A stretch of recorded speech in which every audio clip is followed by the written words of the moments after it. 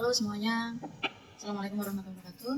Ya, hari ini saya akan ngobrolin sedikit tentang filsafat ya. Nah, sebenarnya apa sih yang terbesit di benak kalian ketika ketika mendengar kata filsafat? Apakah sesuatu barang apa sih itu gitu kan? Atau mungkin sesuatu yang berat gitu ya, sulit difahami? Atau mungkin bagi sebagian orang ada yang menganggap bahwa filsafat itu haram dan sesat? Oke, jadi saya ada beberapa buku gitu ya. Kalau yang ingin tahu tentang apa itu filsafat, yang pertama yaitu ini ya, buku Plato Nave bareng Singa Laut, karyanya ini yang ditulis oleh Thomas Kutscher dan Daniel M. Klein, dua mahasiswa filsafat di Harvard University. Jadi isi buku ini memang tentang filsafat. Jadi membahas tentang cabang filsafat seperti metafisika, logika, epistemologi, etika, bahkan filsafat agama, filsafat sosial, gitu ya, eksistensialisme, relativitas, metafilsafat, dan banyak gitu. Tetapi ini tuh disajikan dengan obrolan-obrolan yang ringan gitu ya. Tapi sebenarnya juga nggak ringan. Nah, gimana tuh ringan tapi nggak ringan gitu. Jadi meski ringan gitu ya, nah, tapi di situ kita bisa ambil pelajaran gitu. Oh ternyata seperti ini ya. Kemudian juga membuat kita berpikir gitu. Nah jadi jadi obrolan-obrolan di sini itu syarat dengan pesan-pesan yang sebenarnya membuat kita berpikir gitu.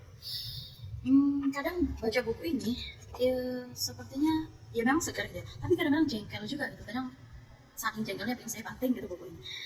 Lucu gitu tapi gila ya buku ini gitu. Jadi kadang nyebelin gitu lah baca buku ini.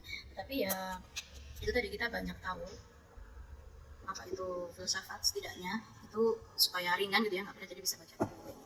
Nah tapi gini ya, karena buku ini ditulis oleh orang luar, jadi budaya lelucon yang menggelitik itu sebenarnya kadang ada beberapa yang kurang relate gitu dengan kehidupan kita di Indonesia.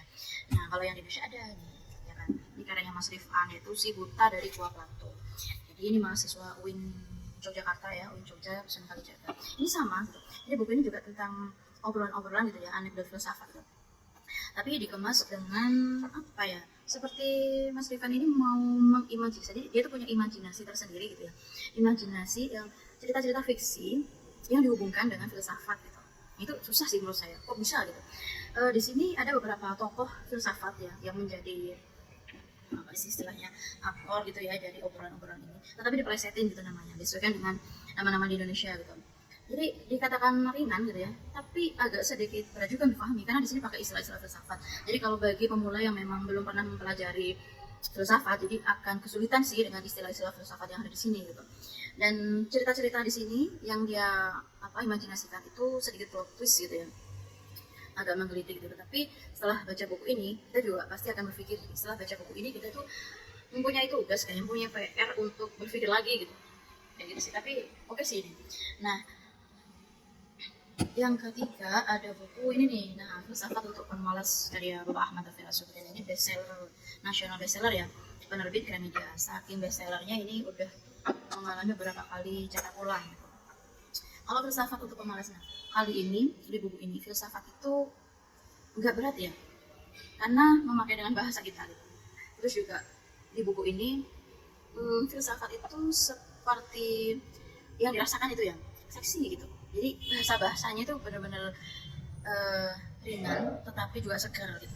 Jadi baca buku ini rasanya itu kayak bahasanya lincah gitu ya, atraktif, tapi kadang juga memilih diksi-diksi yang sarkastik dan menusuk gitu.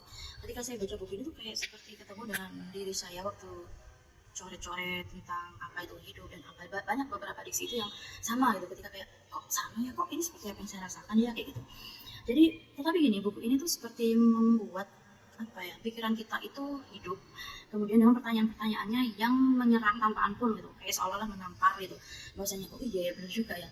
Jadi lebih tepatnya sih buku ini memantik pikiran kita gitu ya, untuk agar kita itu lebih cerdas menanggapi dan menghadapi soal permasalahan hidup kita gitu, yang istilahnya dari kecil sampai besar gitu itu terbiasa dengan segala doktrin yang dijejalkan di pikiran kita gitu. Uh, Buku yang sangat membakar gitu ya, buku yang lumayan sakti lah gitu. Oke, tetapi untuk 3 buku ini itu kita lebih baiknya kita juga membaca buku-buku awal dari filsafat itu di mana seperti apa gitu ya. Jadi karena awal filsafat itu jadi karena dari Yunani gitu, jadi kita bisa baca buku seperti ini, Alam Pikiran Yunani atau filsafat Yunani, buku-buku seperti itu. Nah, kalau buku ini ditulis oleh Bapak Muhammad Hatta, tahu ya, Bapak Muhammad Hatta adalah bapak wakil presiden pertama kita. Coba bayangin ya, ini beliau menulis filsafat itu di saat di penjara. Uh, kalau wakil presiden kita sekarang gimana? Lupain aja ya. Tapi intinya kita harus membaca awal filsafat itu ada, yaitu di Yunani ya. Jadi tapi ini bahasanya ya agak bahasa ejaan dulu ya, dan suasananya juga seperti zaman dulu gitu ya. Tetapi ini lengkap ya. Terus juga banyak tentang cerita-cerita seperti itu. Pak Muhammad Hatta di sini itu seperti menjelaskan filsafat itu, tapi lebih kayak ya sedikit tidaknya seperti novel juga gitu. Jadi benar-benar merasakan gitu loh apa yang dilakukan, apa yang dirasakan oleh tokoh-tokoh filsuf di sini, misalkan Herakleitos, kemudian beberapa ya Aristoteles, atau saat Socrates meninggal. Jadi benar-benar detail begitu. Lumayan ya, dengan banyak buku filsafat dengan bahasa yang sekarang ini juga bisa menjadi salah satu alternatif rekomendasi gitu. Oke, kemudian yang terakhir yaitu ini ya, berjabat tangan dengan filsafat karyanya Bapak Haryanto. Nah, kalau kita itu ingin mempelajari filsafat secara ilmiah yang terstruktur gitu ya, yang sistematis, kita bisa baca buku ini gitu ya. Kalau kita tahu buku History of Philosophy, sejarah filsafatnya Bertrand Russell, itu kadang kita pusing, bingung gitu. Jadi kita bisa baca buku ini. Nah, baca buku ini lengkap ya, utuh, tapi bahasanya itu sangat mudah dipahami. Jadi dari awal filsafat itu apa, kemudian filsafat bagaimana difahami oleh masyarakat sekitar, kemudian sejarah filsafat, manusia dan filsafat. Tentunya juga membahas tentang cabang filsafat, yaitu epistemologi, ontologi, etika, dan estetika gitu ya. Kemudian juga ada rasiologi, dan yang terakhir tentang filsafat dan teknologi ya, gitu. Kemudian ada juga filsuf dan non filsuf, atau filsafat, apa pentingnya kita belajar filsafat.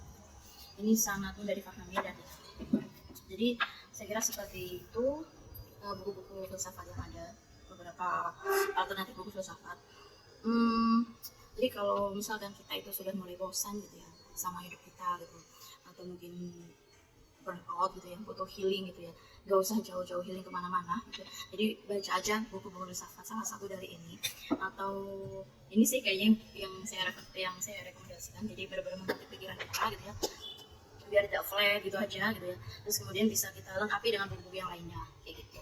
Jadi di sini filsafat, setelah baca buku ini, you will never stop thinking gitu ya, but not overthinking, seperti itu. Jadi kita sepertinya akan lebih berbahagia gitu ya, karena setelah baca buku-buku ini sangat menyenangkan dan memanjakan pikiran kita gitu. Oke, jadi akhirnya selamat berbahagia, dan selamat berbahagia untuk membaca buku-buku filsafat, dan berbahagia untuk berfilsafat. Saya kira itu. Terima kasih.